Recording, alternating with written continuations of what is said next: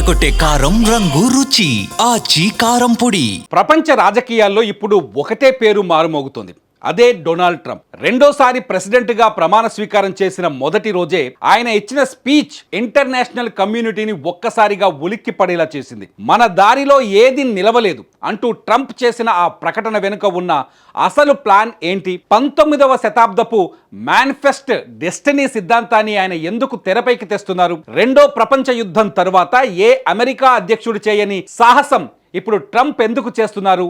ఈ వీడియోలో చూద్దాం. ట్రంప్ ఇప్పుడు సరికొత్త మంత్రం జపిస్తున్నారు.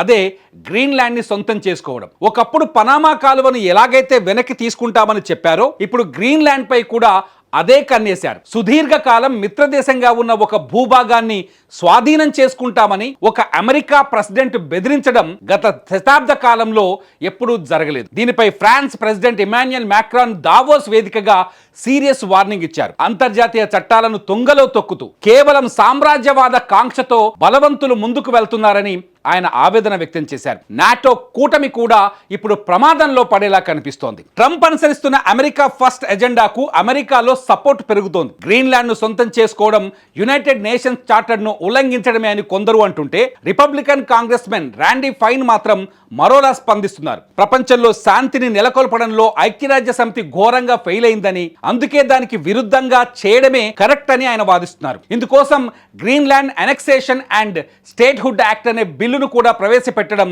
ఇప్పుడు చాలా సంచలనంగా మారింది. దీన్నే కొందరు ఇప్పుడు డోన్రీ డాక్టర్ అని కూడా పిలుస్తున్నారు. విదేశాంగ మంత్రి మ్యాక్రో రూబియో మాటల్లో చెప్పాలి అంటే ట్రంప్ ఒక సంప్రదాయ రాజకీయవేత్తలాగా మాట్లాడటం లేదు. ఆయన ఏదైతే చెబుతారో అదే చేస్తారు. నిజానికి గ్రీన్లాండ్ లో అమెరికాకు ఇప్పటికే మిలిటరీ బేస్లున్నాయి. కానీ ట్రంప్కు కావాల్సింది కేవలం భద్రత మాత్రమే కాదు, ఆ భూభాగంపై పూర్తి ఆధిపత్యం. అందుకే ఆయన్ను ఒక రియల్ ఎస్టేట్ దిగ్గజంలా చూస్తున్నారు. న్యూయార్క్ లో డీల్స్ క్లోజ్ చేసినట్టే ఇప్పుడు దేశాల మధ్య లావాదేవీలను సెటిల్ చేయాలని ఆయన చూస్తున్నారు.